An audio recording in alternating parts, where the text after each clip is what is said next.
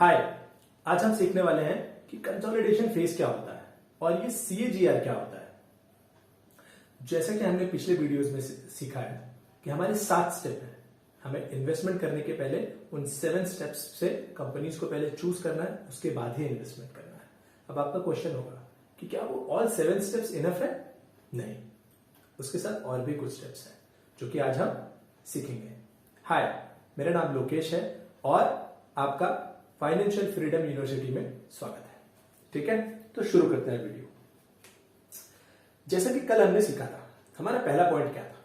हमारा पहला पॉइंट ये था कि हमें इन्वेस्टमेंट के लिए वही शेयर लेना है जो जब आप लेफ्ट टू राइट कनेक्ट करें तो वो स्टॉक अप चलना चाहिए। तो कैसे? जैसे कि ये, अगर ये स्टॉक्स है, ठीक है, सपोज करो ये स्टॉक है, ठीक है, ये जब ये स्टॉक शुरू हुआ था और ये आज यहां पे है 2021। तो अगर आप इसको लेफ्ट टू राइट कनेक्ट कर रहे हैं और ये ऊपर जा रहा है तो ये हमारे सिलेक्शन का एक क्राइटेरिया है।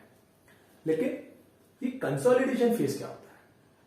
सो गाइस, काफी सारे स्टॉक्स जैसे कि आप यहां पे देख पा रहे हो, जैसे कि आप थोड़ा यहां पे देख पा रहे हो, ठीक है, तो कुछ टाइम के लिए उनमें ग्रोथ रुक जाती है।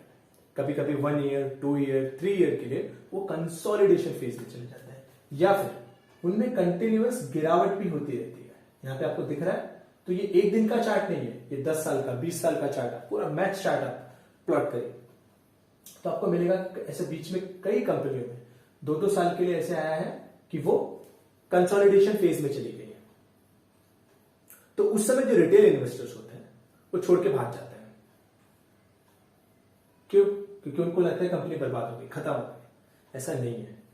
जो हमने अपने 7 पैरामीटर्स देखे हैं, उसको देखने के बाद अगर आप कोई कंपनी चूज करते हो तो वो कंपनी इतनी खराब नहीं होगी। और उन पैरामीटर से एक बात और मेक श्योर आप करोगे कि आप कोई भी खराब स्टॉक्स अपने पोर्टफोलियो में नहीं डालोगे। गिरावट होना, कंसोलिडेशन फेज आना, ये काफी कॉमन है शेयर मार्केट में, काफी कॉमन है इन्वेस्टमेंट में, ठीक है।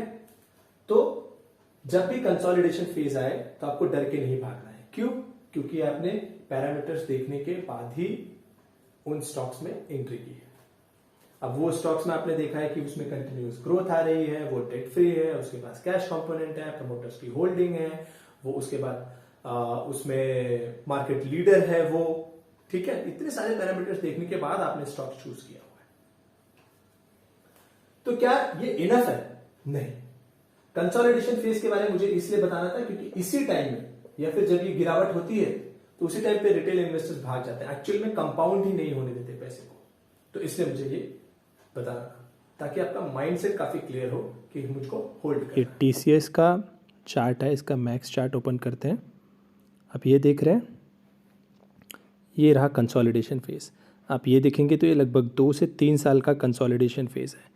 ये रहा गिरावट, यहाँ पे देखेंगे तो ये गिर रहा है, यहाँ पे ग्रोथ है, ठीक है। फिर से यहाँ पे देखेंगे तो फिर से यहाँ पे आपको कंसोलिडेशन फेज दिख जाएगा, ठीक है।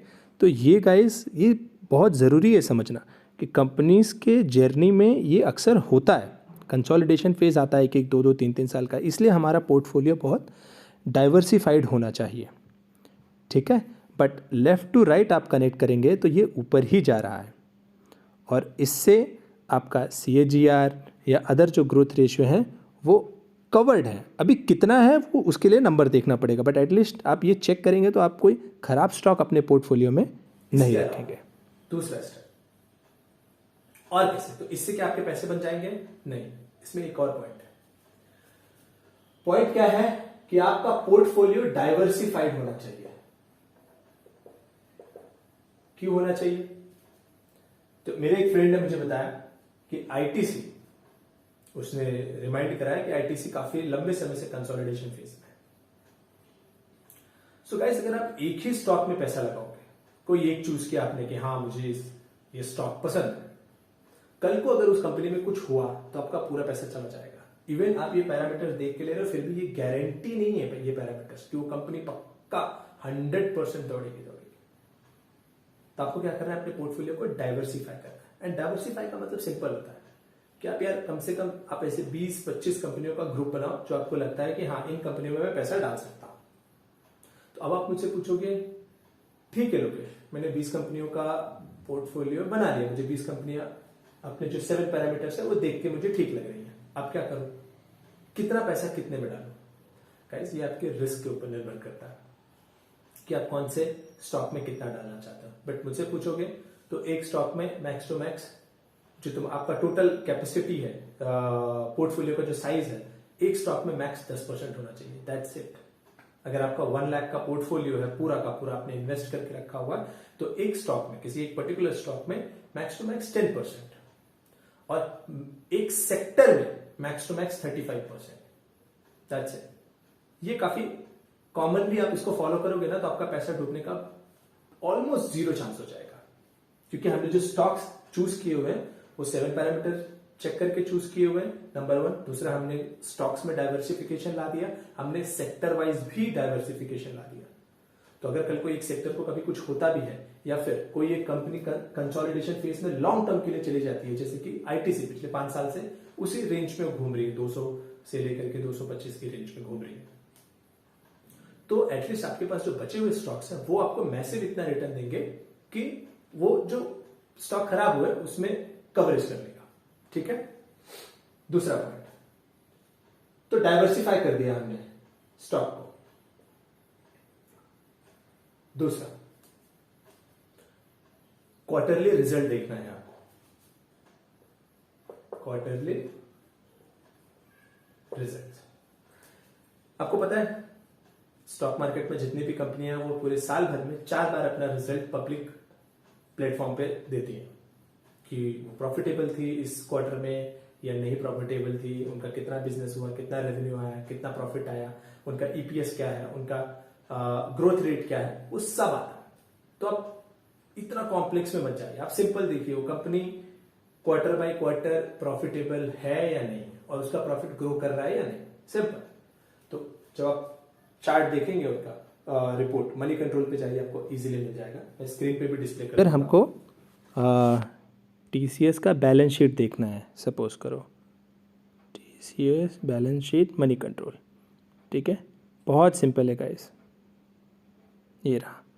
तो टीसीएस कंपनी आ गई, ये दिख रहा है यहाँ पे आपको दिख रहा होगा balance sheet, profit, quarterly result. Suppose करो हम यहाँ पे चूज़ करते हैं क्वार्टरली रिजल्ट के लिए, ठीक है। तो अब हम नीचे जाएंगे तो देखिए अभी इस मंथ का भी रिज़ल्ट आ चुका है, तो आप देख रहे हो क्वार्टर वाइज रिज़ल्ट, मार्च 2020, जून 2020, है ना, मार्च 2021 का रिज़ल्ट, ठीक है। तो अभी नेट सेल में इनका इंक्रीमेंट हुआ है, दिख रहा है 33,000, 34,000, 36,000, ये लाख करोड़ में अमाउंट होते हैं, हाँ, ये थाउजेंड्स में नहीं है, ठीक है। फिर उसके बाद इनकम इनका कितना है, अभी हम यहाँ पे देखेंगे एकदम सिंपल, ये रहा प्रॉफिट एंड लॉस, ये रहा, ये देखिए profit and loss after tax, simple. तो अब यहाँ पे आपको ये दिख जाएगा कि कंपनी जो है कैसे इसका प्रॉफिट मेंटेन्ड है, ठीक है। आपको बस क्वार्टरली देखना है, जैसे ये क्वार्टर है 3 क्वार्टर, तो आपको बस देखना है कि उसका प्रॉफिट ग्रो कर रहा है कि नहीं। किसी क्वार्टर में अगर प्रॉफिट हल्का फुल्का गिर भी रहा है तो आप देखिए कि एक्सटर्नल कोई कंडीशन की वजह से है, तो आप उसको उस स्टॉक से एग्जिट होने की जरूरत नहीं है, क्योंकि आपने ऑलरेडी फंडामेंटल सारे देख रखे हैं, आपने सारे पॉइंट्स चेक कर रखे हैं।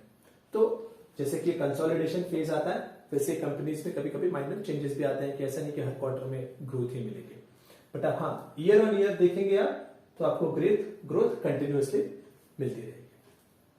ये सारे पॉइंट्स मैं आपको क्यों बता रहा हूं, ताकि आप उस पैसे को कंपाउंड होने दें, अननेसेसरी न्यूज देख के या इधर उधर देख के एग्जिट ना करें। अगर आप एग्जिट कर जाएंगे तो पैसा कंपाउंडिंग नहीं होगा।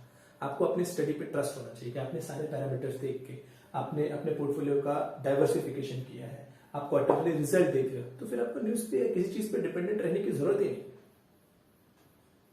और एक पॉइंट था जो हमने सीख लिया कंसोलिडेशन फेज क्या होता है और किस तरीके से होल्ड करना है, और ये 2 पॉइंट भी अपने पोर्टफोलियो में इंक्लूड करना है। दूसरा, ये CAGR क्या होता है? तो CAGR कुछ बड़ा टर्मिनोलॉजी नहीं है। CAGR कई बार लोग नाम देख के ही डर के सोचते पता नहीं क्या हो रहा है, पता नहीं क्या चीज है। तो ये कुछ है नहीं, compound annual growth rate, simple. Basically जो आप ये लेफ्ट टू राइट कनेक्ट कर रहे हो ना, और ये जो ग्रोथ आ रही है ना आपके, इसी को ईयरली आप पार्ट दोगे ना, यही है कंपाउंड एनुअल ग्रोथ रेट। तो आपने ऑलरेडी जो लेफ्ट टू राइट कनेक्ट किया हुआ है, इससे आपको मालूम है कि आपकी कंपनी में, आपके शेयर में ग्रोथ हो रही है, सिंपल, इतना टेंशन नहीं लेना। लेकिन एग्जैक्टली कितना ग्रोथ हो रही है वो देखना है, तो आपको वो CAGR नंबर देखना पड़ता है कि 20% से हो रहा है, 15% से हो रहा है, 25% से हो रहा है। तो लोग क्या करते हैं कि ऐसी कंपनियां ढूंढते हैं जो 40% से ग्रो हो रही है, 50% से ग्रो हो रही है, 60% से ग्रो हो रही है। गाइस, वो लालच में नहीं आना है। आप सिंपल अपनी स्टडी करिए, आप अपने 7 पैरामीटर्स देखिए, आप डाइवर्सिफिकेशन रखिए, आप क्वार्टरली रिजल्ट देखते रहिए। उसके बाद आपको उस कंपनी में अगर कॉन्फिडेंस आता है तो आप उसमें पैसा डाल दीजिए, फिर आपके लिए वो रिस्क नहीं होगा। और CAGR 1 साल का कभी नहीं देखना होता। काफी लोगों को मैंने देखा 1 साल का देखेंगे, 2 साल का, CAGR 2 साल का बहुत अच्छा है। लॉन्ग टर्म का देखना होता है कि पिछले 10 साल में कितने का CAGR दे रही है। तो अगर आप HDFC बैंक का देखोगे तो मे बी 20% आएगा, मे बी दीपक नाइट्रेट का देखोगे तो लगभग 40% आएगा। तो ये देखने के बाद आपको एक कॉन्फिडेंस आता है कि हाँ, ये कंपनी ईयरली ग्रो कर रही है। बट वो CAGR जो नंबर है वो ईयरली देखने में लग रहा है, बट एक्चुअल में देखोगे तो कई साल ऐसा भी बीच बीच में आएगा कंपनी में जहां पे ग्रोथ ही नहीं होती। बट नेट देखोगे तो CAGR 20%, 30%, 15% इतना तो मिल जाता है। ठीक है, आप जो हमारे जो 7 पैरामीटर्स है वो चेक करके इन्वेस्ट करेंगे तो आई होप आपको ये समझ में आया होगा कि CAGR क्या चीज है और कंसोलिडेशन फेस क्या चीज है, और फिर आपको क्वार्टरली रिजल्ट भी देखते रहना है।